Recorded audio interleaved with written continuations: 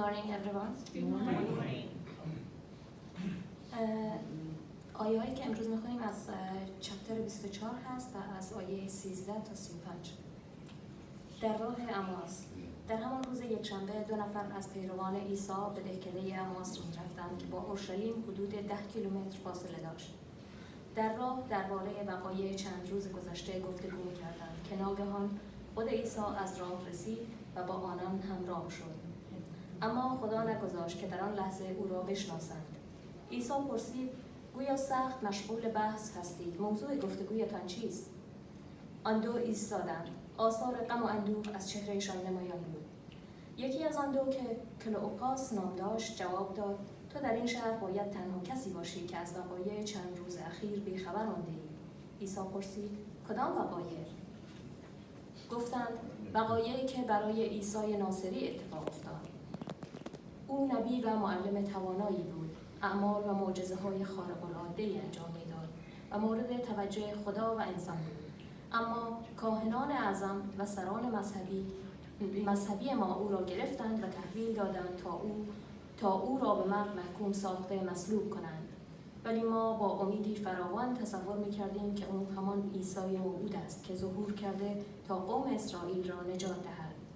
علاوه بر اینها، حالا که 2 روز از این ماجرا می‌گذرد، چند زن از جمع ما با سخنان خود ما را به حیرت انداختند. زیرا آنان امروز صبح زود به سر قبر رفتند. وقتی بازگشتند گفتند که جسد او را پیدا نکردند، اما فرشتگانی را دیدند که گفتند عیسی زنده شده است. پس چند نفر از مردان ما به سر قبر رفتند و دیدند هرچه زنان گفته بودند عین واقعیت بوده است، اما عیسی را ندیدند. آنگاه عیسی به ایشان فرمود: چقدر شما نادان هستید؟ چرا اینقدر برایتان دشوار است که به سخنان انبیا ایمان بیاورید؟ آیا ایشان به روشنی پیشگویی نکردند که مسیح پیش از آن که به عزت و جلال خود برسد میبایست تمام این زحمات را ببیند؟ سپس تمام پیشگویی‌هایی را که درباره خودش در تورات موسی و کتاب‌های سایر انبیا آمده بود برای آنان شرح داد. در این هنگام به دهکده امواس و پایان سفرشان رسیدند و عیسی خواست که به راه خود ادامه دهد. اما چون هوا کم کم تاریک میشد، آن دو مرد با اصرار خواهش کردند که شب را نزد ایشان بماند.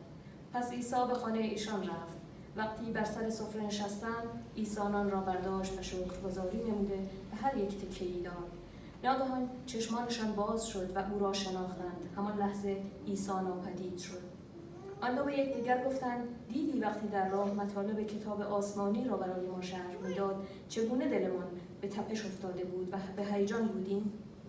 پس بیدرنگ به اورشلیم بازگشتند و نزد 11 شاگرد عیسی رفتند که با سایر پیروان او گرد آمده بودند و می‌گفتند: خداوند حقیقتاً زنده شده است. پتروس نیز او را دیده است. آنگاه آن 2 نفر نیز ماجرای خود را تعریف کردند و گفتند که چگونه عیسی در بین راه به ایشان ظاهر شد و به چه ترتیب سر سفره هنگام پاره کردن نان او را شناختند. آمین.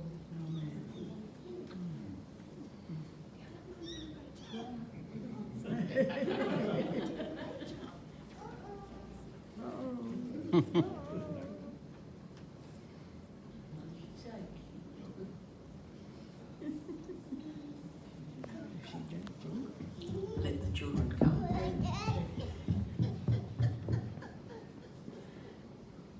Following on our series in Luke, we've had the crucifixion, the resurrection, and this week we're doing On the Road to Emmaus. Luke 24, starting at verse 13, if anybody has their Bibles. Now that same day, 2 of them were going to a village called Emmaus, about 7 miles from Jerusalem. They were talking with each other about everything that had happened. As they talked and discussed these things with each other, Jesus himself came up and walked along with them, but they kept from recognizing him. He asked them, "What are you discussing together as you walk along?" They stood still, their faces downcast. One of them, called Cleopas, asked him, "Are you the only visitor to Jerusalem and do not know these things that have happened there these days?" "What things?" he asked. "About Jesus of Nazareth," they replied. He was a prophet, powerful in word and deed before God and all the people. The chief priests and our rulers handed him over to be sentenced to death. They crucified him. But we had hoped that he was the one who was going to redeem Israel. And what is more, it's the third day since all this took place. In addition, some of our women amazed us. They went to the tomb early this morning, but didn't find his body. They came and told us that they had seen a vision of angels who said he was alive.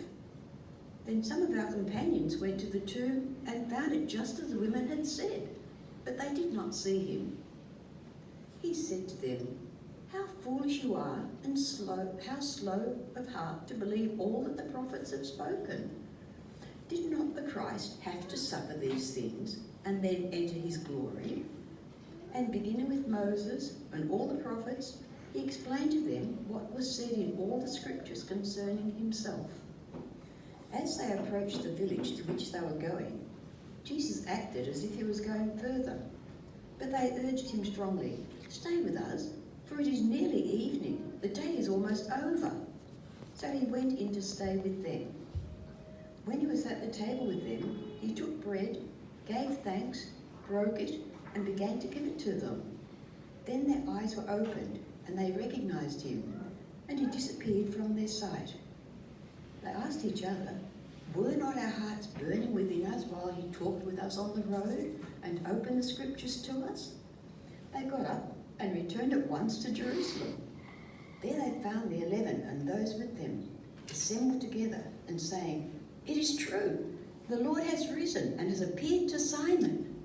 Then the two told what had happened on the way and how Jesus was recognized by them when he broke the bread. Amen. Amen.